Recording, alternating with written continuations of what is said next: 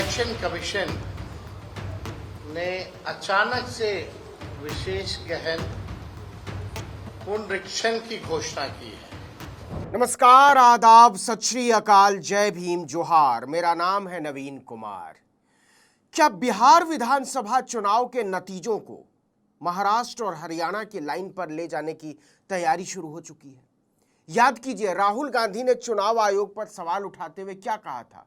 अगला नंबर बिहार का होगा। उन्होंने सीधे सीधे चुनाव आयोग पर बीजेपी को फायदा पहुंचाने के लिए बेईमानी के आरोप लगाए थे। तो क्या राहुल गांधी ने चुनाव आयोग पर छल, प्रपंच और कपट के जो आरोप लगाए थे उसकी परछाई बिहार पर मंडराने लगी है? इसके जवाब पर तरह तरह के कयास लगाए जा सकते हैं, लेकिन यह तो ऐलान हो गया है कि बिहार चुनाव से पहले, ध्यान से सुनिएगा, बिहार चुनाव से पहले पूरी वोटर लिस्ट को चटनी बनाने के काम पर जुट गया है चुनाव आयोग। सब बदल जाएगा।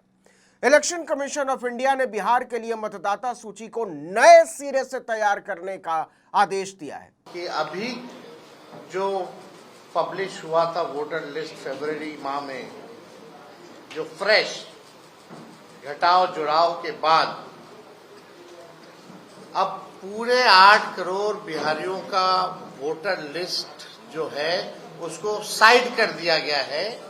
अब नए सिरे से जो है वोटर्स बनाए जाएंगे और यह काम शुरू हो चुका है।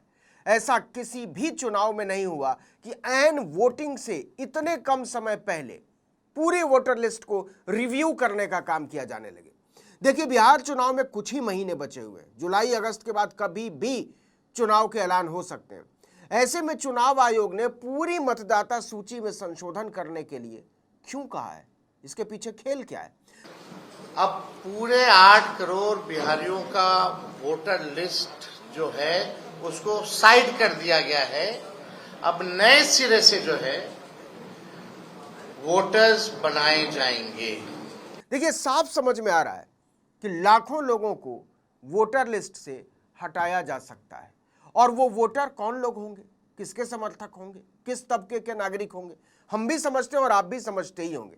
चुनाव आयोग ने कहा है कि जितने लोगों का भी नाम वोटर लिस्ट में है, सबको एक गणना फॉर्म भर के जमा करना होगा। और जिन लोगों का नाम 2003 के बाद जुड़ा है, उन सब लोगों को अपनी नागरिकता साबित करने के लिए अतिरिक्त दस्तावेज देना पड़ेगा।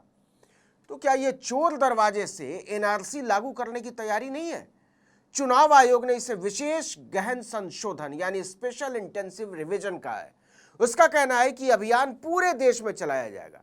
इसके दायरे में सभी राज्य और केंद्र शासित प्रदेश आएंगे। लेकिन शुरुआत बिहार से क्यों?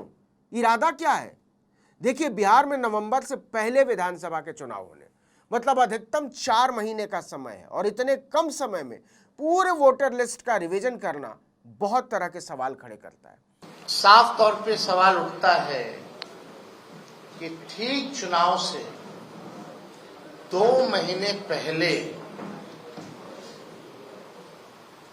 आप ये काम क्यों कर रहे हैं?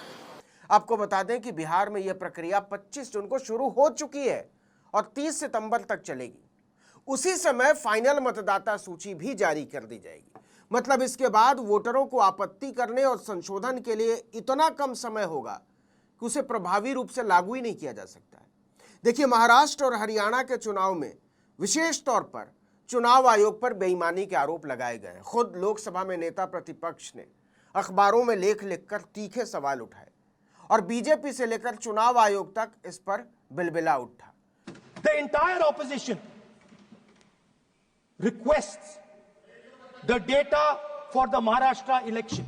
We request the data and the electoral voter list for Lok Sabha and the corresponding list for Vidhan Sabha. And I am very confident that the election commission will not give us this information. कमाल की बात यह है कि चुनाव आयोग पर सवाल उठे थे, लेकिन चुनाव आयोग के बजाय भाजपा के कई प्रवक्ताओं, मंत्रियों और यहां तक कि महाराष्ट्र के मुख्यमंत्री देवेंद्र फडणवीस ने निबंध लिखकर इसका जवाब देना शुरू किया। इस पर राहुल गांधी ने फिर से चुनाव आयोग को लपेटते हुए कहा कि आप छिपकर क्यों बैठे हैं, आप कब जवाब देंगे? बहुत दिनों से, बहुत महीनों से, दिसंबर से हम लगातार चुनाव आयोग पर दबाव बना रहे हैं कि आपकी प्रक्रिया पारदर्शी नहीं। उस पर जवाब देने की बजाय वो दाएं बाएं तो कर ही रहे हैं, अब जो वो नया षड्यंत्र रच रहे हैं उससे लाखों करोड़ों लोग पूरे देश में और बिहार में भी काफी लोग वंचित रह जाएंगे अपने मताधिकार से। देखिए, संविधान का अनुच्छेद 324(1) चुनाव आयोग को संसद और राज्य विधानसभाओं के चुनावों के लिए मतदाता सूची की तैयारी और संचालन के लिए अधीक्षण, निर्देशन और नियंत्रण की शक्ति देता है।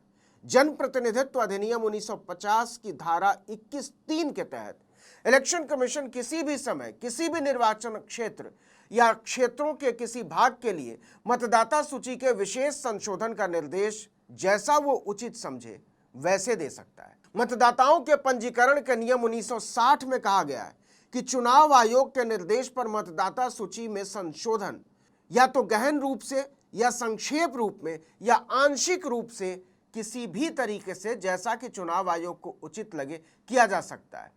इसी में लिखा हुआ है कि गहन संशोधन में मतदाता सूची को नए सिरे से तैयार किया जाता है। इसका मतलब यह हुआ कि बिहार चुनाव से पहले पूरी मतदाता सूची को फिर से तैयार किया जाएगा।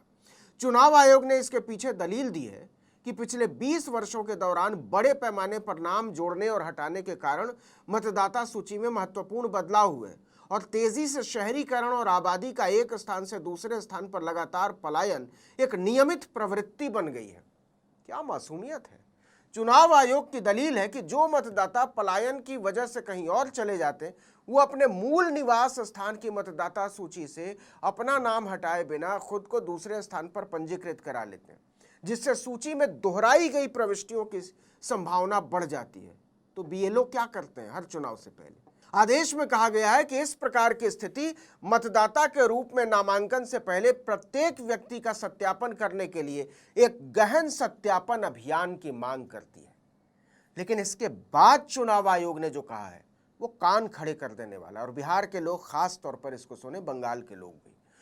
उसने कहा है कि हम सुनिश्चित करना चाहते हैं कि केवल नागरिक ही मतदाता के रूप में नामांकित हों। उसने कहा कि मतदाता सूची की अखंडता की रक्षा करने के लिए हमने पूरे देश के वोटर लिस्ट में विशेष गहन संशोधन करने का निर्णय लिया है। अब सुनिए ये होगा कैसे और इसके पीछे है क्या। पहले क्या होता था कि ब्लॉक स्तर के अधिकारी यानी बीएलओ एक गणना पैड के साथ घर घर जाते थे, परिवार के मुखिया के साथ बैठते थे और उनसे पूछकर बालिग सदस्यों का ब्यौरा भरते थे और उन्हीं से डेट ऑफ बर्थ वगैरह की जानकारी लेते थे। लेकिन इस बार प्रत्येक मतदाता को एक व्यक्तिगत गणना फॉर्म भरना होगा, जमा करना होगा। और 1 जनवरी 2003 के बाद रोल में जोड़े गए लोगों को अतिरिक्त रूप से नागरिकता का भी प्रमाण पत्र देना होगा। मतलब उन्हें यह साबित करना होगा कि वो भारत के नागरिक हैं। पहले क्या होता था कि फॉर्म 6 भर के कोई भी नागरिक वोटर बन सकता था, बस उसका घर में मौजूद रहना जरूरी, उसे सिर्फ अपने वयस्क होने का प्रमाण पत्र देना था। लेकिन इस बार चुनाव आयोग ने नागरिकता साबित करने के लिए एक नए घोषणा पत्र को जोड़ा है। इसके साथ आपको पासपोर्ट, जन्म प्रमाण पत्र, SC/ST सर्टिफिकेट या 2003 तक बिहार की मतदाता सूची में माता पिता के नाम का सबूत देना होगा। इसमें तो लाखों लोग ऐसे ही साफ हो जाएंगे, क्योंकि भारत में 1/3 आबादी के पास भी जन्म प्रमाण पत्र नहीं है साहब, और पासपोर्ट तो 8% लोगों के पास भी नहीं है। मतलब अगर माता पिता का नाम वोटर लिस्ट में ना रहा हो तो आपकी नागरिकता संदिग्ध मानी जाएगी। लगभग क्या ये पॉसिबल है कि 8 करोड़ लोगों का 25 दिन के अंदर